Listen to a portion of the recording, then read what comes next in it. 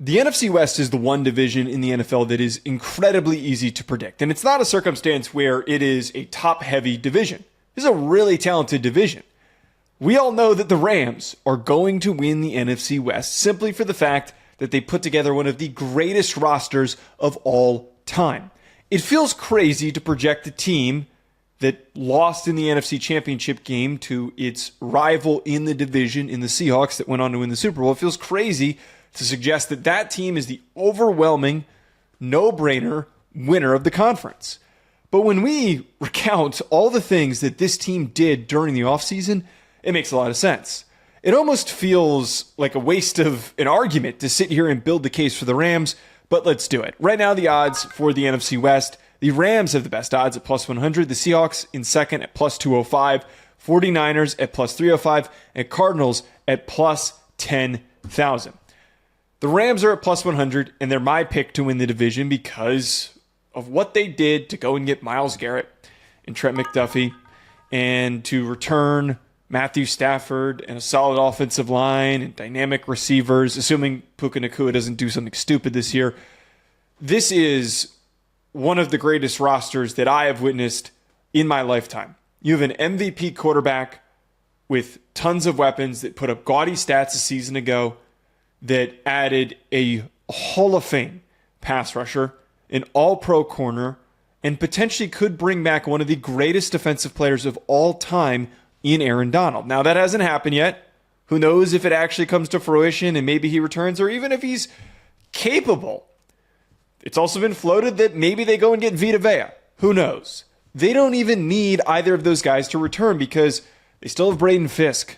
They still have a loaded core in their entire front seven. The Rams right now are also my pick to win the Super Bowl. It's not like I'm providing some sort of a hot take. I think that the real argument should be had here is it would be a complete miss, an absolute missed opportunity if the Rams did not get to the Super Bowl, if they did not win the NFC West. Last year, it really felt like they were going to do it. Last year, it felt like they had all the momentum necessary, that the Seahawks weren't even going to touch them. It took that Thursday night football game to shift everything. And once that comeback happened, everything was going in Seattle's favor. The Rams clearly took that to heart and focused their attention on this upcoming year. It almost feels so aggressive in the direction of pushing towards winning a Super Bowl that, maybe we get McVay retiring at the end of the year. Maybe Matthew Stafford retires. Who knows what's going to happen? I can't remember, again, not only in my lifetime that this is the greatest roster that I've seen, but I can't remember a time where a team has gone this aggressively in, where they have acquired so many elite pieces. We're not talking about like, you go get a top 10 corner and you go and get a top 10 pass rusher and a top 15 receiver. They went and got one of the best corners in the NFL, and they got the best pass rusher who just broke the sack record a season ago. Betting against the Rams would be a mistake. Not betting on the Rams to win this division would be a gigantic mistake. And frankly, this is one of my favorite bets out of any bets to win the division, which sounds a little crazy considering that there are two other really good teams. Let's talk about those other teams. The Seahawks at plus 205. I think that the talent that they're bringing back with their offensive core, with Darnold and Jackson Smith and Jigba, it is, of course, promising that you're not losing any continuity there. I don't have a belief that the Seahawks fall off of a cliff or anything in that regard, because I think that McDonald is a tremendous coach. But I have a little bit of pause that they're going to take a hair of a step back. They let a lot of guys walk in free agency. And while it's not the circumstance where all the guys that left, like Tariq Woolen and Boye Mafe, just to name two guys, Kenneth Walker is also a guy that ended up leaving and going to the Chiefs. They're depleted of depth, and they didn't do a whole lot during the offseason to bring in replacement free agents or utilize draft picks, because they didn't have very many draft picks to replace any of those key players. I mean, you would have thought that maybe they would have focused on bolstering their defensive depth with early picks, but instead they used one of those early picks on Jadarian Price could be the easy replacement for Kenneth Walker. He is a big play threat every time he touches the football, but didn't seem like it was one of their biggest needs. I'm going to trust McDonald. Again, I don't think that they win the division. I think that they're a playoff team. I think that they're going to be really, really good this year, but losing some of those key role players on defense could end up hurting them, not to mention the fact that we've got a new offensive coordinator, and with Kubiak gone, who knows if the offense looks anywhere near what it did last season. A lot needs to be proven with Seattle. And maybe this is the hot take here, 49ers at plus 305. I think that the one team, if there's one team that really stagnates, I think it's going to be the 49ers. I think that the 49ers made it way further than they were supposed to last year with all their injuries. I think a lot of things went their way, and the real version of them got exposed when they got trounced by the Seahawks in the playoffs. It feels really weird with the amount of injuries that they're already enduring in training camp. They had bad luck last year. It already feels worse. Losing Ricky Pearsall is a huge hit for this team.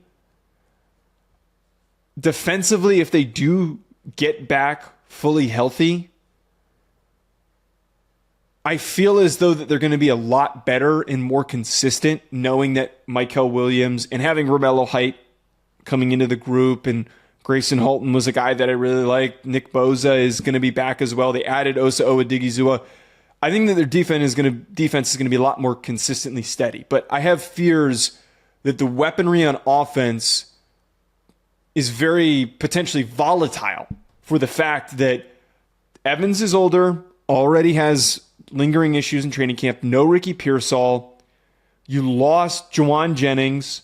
You had to go back and bring back Debo. Who knows if Christian Kirk is even valuable? And Christian McCaffrey has not exactly been consistently healthy over the past couple of years. It just seems like already, I know the substation bit is a recurring joke, but it already feels to a degree that there is not a lot of positive energy around the health for a team that has had bad injury luck. There is not already currently a lot of reasons to believe and to buy in. Cardinals plus 10,000. Cardinals are the Cardinals. I think that this team is going to be abysmal trying to throw the ball. Marvin Harrison Jr. looks really bad. Michael Wilson's a nice player. I'm mostly just focused on defensively, do they take a jump? And how much do they give Jeremiah Love the ball? One of the indications has been that they're going to give Tyler Algier a lot of carries. It seems like they're going to give him the rock a lot more than people expect. And it seems like James Conner is going to have a bigger role. They still also have Trey Benson. I actually don't hate the possibility that Jeremiah Love is only given like 200 touches this year, because if you're not a good football team, why would I run the tread out on an elite running back? Why would I do that to my team? One of my key pieces for the future, you're potentially getting to draft Arch Manning or Dante Moore. Why would I do that to a superstar young player? Why would I waste a year of getting hit all season long like the Raiders just did for no reason? But there's no reason to bet on the Cardinals. The Cardinals are not some sleeper team that shocks everybody, especially in this division of all divisions. Folks, comment below who you think is going to win the NFC West. Do me a favor, hit the like button and subscribe to this video. And go on over to thesportsgeek.com and sign up for the Sports Geeks Beat the Geek contest. The winner gets a NFL trip for two with weekly prizes as well. We'll talk to you later.